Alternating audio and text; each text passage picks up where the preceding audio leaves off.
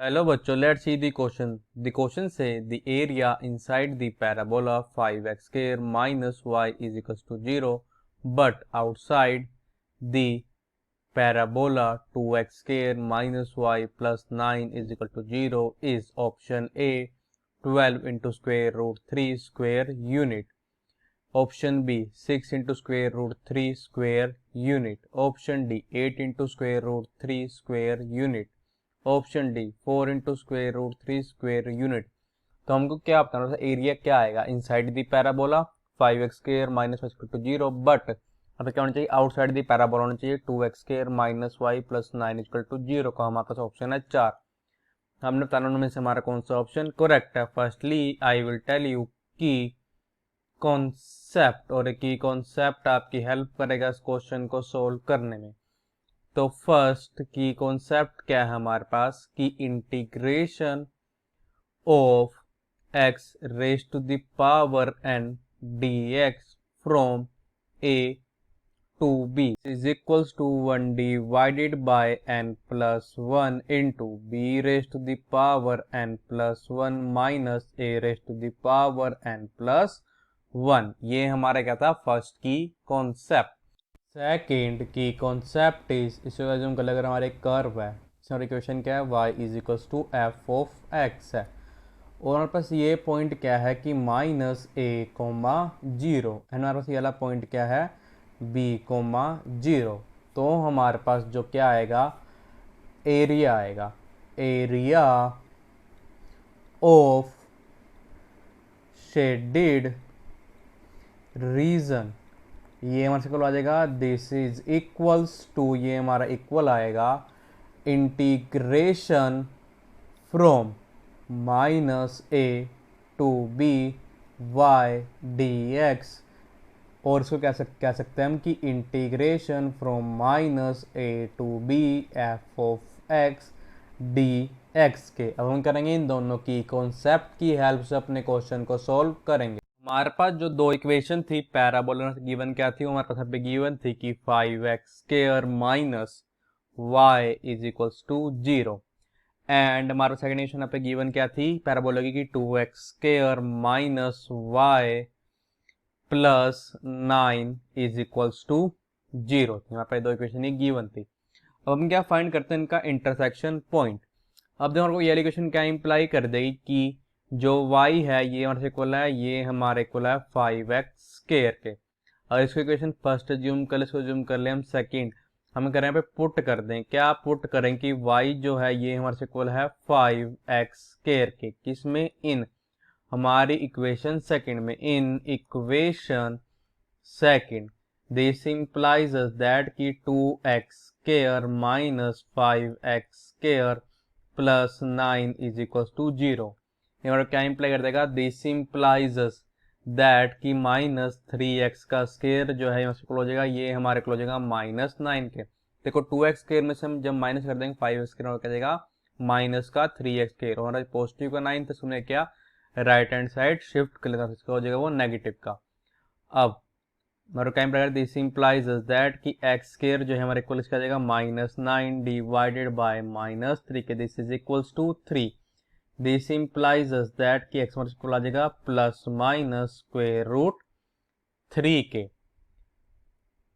Now see the figure carefully, ये हमारे पास है पैराबोला जिसका इक्वेशन क्या है 2x square minus y plus 9 is equals to 0, और यहाँ कौन सा पैराबोला है जिसका इक्वेशन है गिवन क्या है कि 5x square minus y is equals to 0।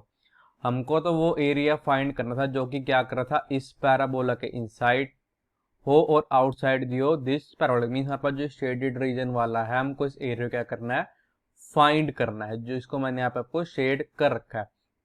अब देखो अगर मैं यहाँ से एक रेक्टेंगल से एक स्ट्रेट लाइन ड्रॉ करूँ जो कि हमारे क्या परपेंडिकुलर एक्सिस के, सिमिलरली यहाँ से कौन सी लाइन ड्रॉ करूँ जो कि हमारे किसी परपेंडिकुलर होगी एक्स एक्सिस के, तो हमारे पे अलग पॉइंट क्या देगा। अभी हमने फाइंड किया था कि दोनों ये जो कर्व है, मीन दोनों जो पैराबोला है, ये इंटरसेक्ट करेंगे जब जब एक्स माइनस होगा प्लस माइनस स्क्वायर रूट 3 के। तो हमारे कि पॉइंट आ जाएगा -√3 एंड हमारा ये वाला पॉइंट आ जाएगा √3, जीरो। और पॉइंट आ जाएगा -√3, 0 आ जाएगा। रिक्वायर्ड एरिया जो है ये हमसे को आ जाएगा, दिस इज इक्वल्स टू, अगर हम अपनी ये वाली कर्व को लें, इस सिर्फ इतने से पार्ट्स को मैं यहाँ पे ब्लैक से शेड कर रहा हूँ, अगर हम यहाँ पे इतने का एरिया निकाल ले अबव द एक्सिस और इसके क्या हो, डाउनवर्ड हो, मींस इस डायरेक्शन में हो, तो अगर अपने की कॉन्सेप्ट का यूज करना शुरू हो जाएगा, ये हमारे को हो जाएगा रिलेशन फ्रॉम -√3 to 3, हमारा कहता है y dx। अगर हम यहाँ से इस वाले से पैराबोला से y की वैल्यू निकाल लें तो हमारे से हो जाएगा, ये हमारे यहाँ पे इक्वल होगा 2x² प्लस 9 के इंटरनल क्या देगा dx। अब माइनस क्या कर दे हम, ये वाला एरिया, और ये वाला जो एरिया ये हमारा किसके आ रहा है, जो वाली ये वाली कर्व है जिसका एप्लीकेशन ये है, इसके अंडर आ रहा है अबव दी एक्स एक्सिस। तो अगर अपने की कॉन्सेप्ट यहाँ पे क्या आ जाएगा, माइनस इंटीग्रेशन फ्रॉम -√3 to √3, हमारा पे y की वैल्यू क्या आ जाएगी 5x², 5x² dx। Now this is equal हो जाएगा, ये हमारे को हो जाएगा integration from -√3 to √3 2x² plus 9 minus 5x² dx के। This is equal to integration from -√3 to √3 2x² minus 5x होगा, ये हमारे को हो जाएगा -3x² प्लस 9 dx के। दिस इज इक्वल हो जाएगा, ये हमारे यहाँ पे इक्वल हो जाएगा -3x⁻³ divided by 3 plus 9x है। बिकॉज हम इंटीग्रेशन करेंगे -3x² की, वो हमारी इक्वल आ जाएगी -3 × x डिवाइडेड बाय 3 के, और जब 9 की इंटीग्रेशन करेंगे हमारा जाएगा 9x, यहाँ पे हम लिमिट पुट कर देंगे -√3 to √3 से 3 का जो कैंसिल, दिस इज इक्वल हो जाएगा, देखो हमारा इक्वल हो जाएगा माइनस, तो सबसे पहले क्या पुट करेंगे हम, हमारी अपर लिमिट पा जाएगा √3 का स्क्वायर प्लस 9 × √3, और पा जाएगा माइनस, हम क्या वैल्यू पुट करते हैं अपनी लोअर लिमिट, हमारा क्या जाएगा -³